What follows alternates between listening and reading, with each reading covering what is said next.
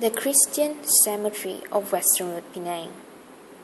It is easily accessible by cars or taxis. Its entrance is a driveway directly across from the blue and white Masonic temple at the corner of Jalan Utama and Jalan Brown.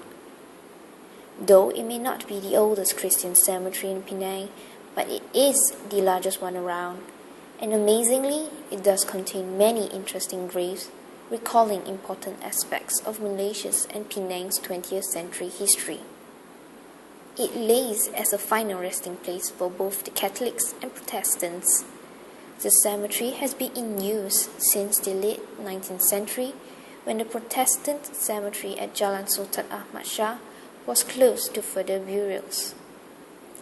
Of a particular note are the graves of the Roman Catholic brothers and sisters who contributed so much to the development of modern education in the country.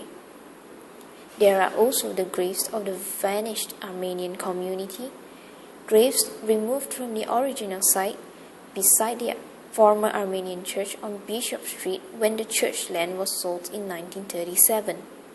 Also buried at the Western Road Cemetery are British soldiers who died fighting communists during the emergency campaign of 1948 to 1960. A memorial is erected to them near the gate into the cemetery. There are also graves to soldiers from the Royal Australian Air Force, RAAF in short.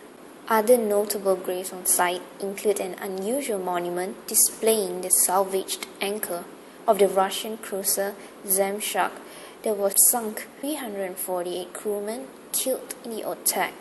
However, only the remains of 7 sailors recovered from the wreck were interred in the tomb. We have come across several unique tombs along our analysis. Among them was a tomb which had a statue of a dog erected on it. It is said that after the person of the tomb, named Andrew, was buried there, his dog would visit his grave every day without fail, and after the dog had passed as well, people erected his statue there as a tribute. Another interesting story would be the graves of the Malayan police officers which was killed during the emergency. Many of the graves share a common design and are to be found near the graves of the Commonwealth servicemen also killed during the emergency. According to a report in the Times of 7th May 1950, 28-year-old Assistant Superintendent Dawson was an Australian who had served 2 years in the police and had already been awarded the Colonial Police Medal. He was killed leading a jungle squad in a surprise attack on a bandit camp. The most senior police officer buried in the Western Road Cemetery was the Chief Police Officer of Kedah, Assistant Commissioner Charles Neville Godwin, who was killed on 28 May 1954 when his car was ambushed. According to a report in the Times of 30th May 1954, the ambush took place at a point where a tree had felled across the road. About 30 terrorists reportedly took part in the attack. While strolling the site further, we have come to notice that there are some people who passed away because of sickness, and this specific grave tells the tale of a man who passed away due to cerebral malaria. Looking upon the next picture, this grave shows that sometimes our death are not in our hands. This innocent person was a victim of a gang robbery and died of the wounds inflicted as a result. This site plan has been separated to different zones with different color representing the different types of people being buried there. The area shaded in red is an area with majority of Chinese and a small percentage of Indians. The area in blue is an area where foreigners, mainly British, are buried, whereas the area in green represents the area where the military personnel are buried. Lastly, the area shaded in yellow contains Chinese, foreigners as well as Indians' grave. This diagram shows the topography of the site with the lighter gradient of color representing the higher ground. Thus, the ground increases in height as the color becomes lighter. The darkest green shows where the river is. As you can see, Our site boundary is built according to the shape of the contour, making our site rather random in shape. On regards of the potential site and the existing building present on the grounds of the cemetery, as can be seen in this site plan, the selected potential site is highlighted in red, whereas the surrounding few existing buildings are shaded in blue. As can be seen, on the south of the potential site is the Protestant columbarium.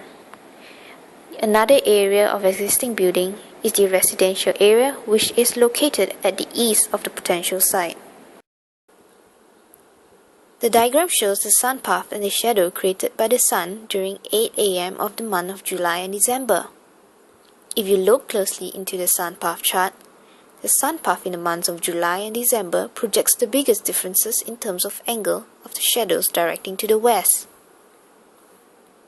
whereas shorter shadows formed by noon have less obvious differences as the sun is nearly perpendicular to the ground.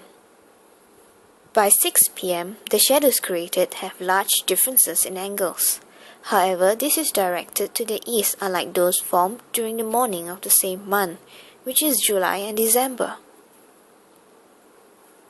It is observed that most of the time, the site is shaded as it is full of vegetation.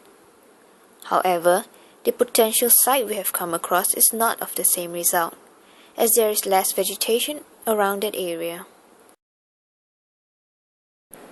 As for the wind direction of the site, as Penang Island is situated at the west of Malaysia, it is highly affected by the southwest monsoon. Therefore, basing on the result obtained, it is determined that most of the wind is directed from the southwest, especially between the months of April and November, which happen to be the southwest monsoon season. Penang has an equatorial climate, which means high heat, high humidity, and high rainfall year-round. Throughout the year, daytime temperatures will generally reach around 32 degrees. At night, the average minimum temperature drops down to around 25 degrees as shown in the graph. In recent times, the highest recorded temperature in May has been 36 degrees, with the lowest recorded temperature at 21 degrees. This year's weather of Penang can be categorized into rainy season and dry season, as there are two monsoon seasons affecting Malaysia. The climate is largely dictated by the monsoon winds of the surrounding seas. This graph shows the average monthly rainfall over the year in Penang. Between September and November, Penang has the highest number of rainy days, which is the raining season for Penang. The relative humidity throughout the year maintains from 60% to 80%, as Malaysia is a highly humid country. The maximum relative humidity throughout the year happens at raining seasons between September and November, which is around 75%. Vehicles that enter the graveyard can only drive through in one direction. As they enter, they are forced to go to the right lane, and they will be led all the way around the graveyard and come out through the left lane. Pedestrian circulation. Two different colors of arrows shows that there are two ways to circulate for the pedestrians. After passing through the main entrance, there are three different directions that lead to three different areas. Pedestrians can walk into two ways to the direction and the area they want. Main noises that affect the site are the noises made by the crowd from a garden that is next to the site. There is a stage at the garden that the public will have events like dancing competitions. These events are mostly held in the morning as well as the evening. It will be less noisy during the rest of the day. Noises from vehicles on the road can be heard at the site, but is very minimal. The main road at the front gate of the cemetery has more cars than the road behind the cemetery. Although the front gate is very near to the main road, it does not affect the site much because there are plenty of trees between the main road and the front gate. Hence, only some noises of vehicles can be heard when the visitors are near to the gate and fences of the cemetery. Most noises heard in the site are the noises of trees, as the site is a windy place and has many trees. Chirping of birds can also be heard during the day. There are plenty of trees available in the site. Most of the trees grow along the roadside. Meanwhile, some trees grow in between the graveyards. Our site is surrounded by hundreds of trees, which creates a barrier to differentiate the area in the cemetery and outside the cemetery. Trees found in the cemetery. A large yellow flame tree was seen along the main route of the cemetery. The flowering of this tree is from February to May. Saminia saman, also known as rain tree, are found almost everywhere on Penang Island. The tree flourishes with reddish pink and creamy golden colored flowers. Its leaves fall in the rainy weather and in the evening. Plumeria, or as we call the frangipani tree, are often planted in cemeteries.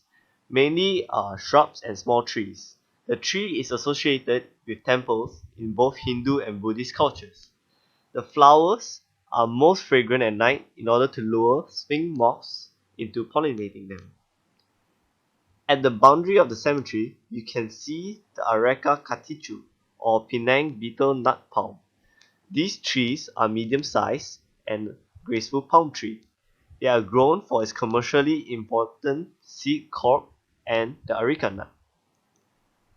Lagerstromia lodoni, or Thai bungor, a medium-sized decorative tree found near the grave of Andrew and the dog sculpture.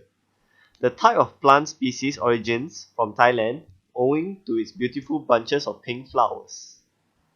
Phyllanthus acidus, or Malay gooseberry, is an intermediary between shrubs and trees. The flowers are formed at leafless parts of the main branches at the upper part of the tree. Views of the site were analysed in 3 different times. The first at 8:30 in the morning, the second at 12:30 in the afternoon, and the last 5 p.m. in the evening.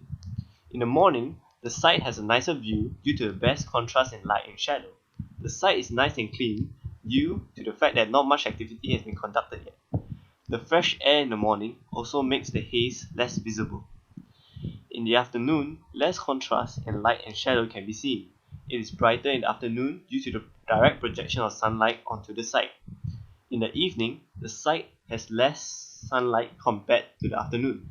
At this period of time, the light and shadow is more contrast compared to the afternoon view. 3 types of views were taken, which are views through the site, views to the site, and views from the site. In views through the site, views A to G were taken while walking through the site along the road. A has a nice view on the right as the army's graves are arranged nicely and clean. B has a lower contour to the right, which is the potential site where there are no graves present. Along the road down, C, D, and E are full of graves.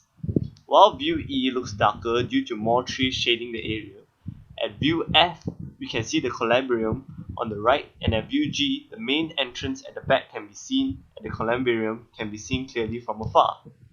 Whereas in views to the site, the whole site from the grave of armies down to the columbarium can be seen clearly from the west of the site, which is from A to G. The whole site, including the road, is looked through in the third-person point of view. Lastly, the views from the site are divided into 8 different angles.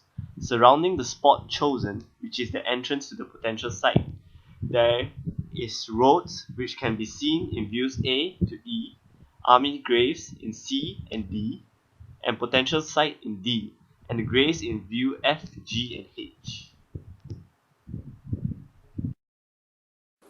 In the site, there are many types of gravestones designed in countless of ways. Artworks and symbols found on the headstones provide more clues about the ancestor as well as their life and ideals. The column stones represent the head of the family. Therefore, a broken column can mean the loss of the head of the family. It is also a symbol for the end of life, and more specifically, life cut short. On top of that, some significant gravestones are added with an angel sculpture. In certain beliefs, angels represent safety in spirituality. They may vary in terms of their poses, and each with a different symbolic meaning. In addition to that, you may find dog sculptures appearing at the feet of medieval women, which signifies loyalty. But modern-day dogs only imply that the master was worth loving.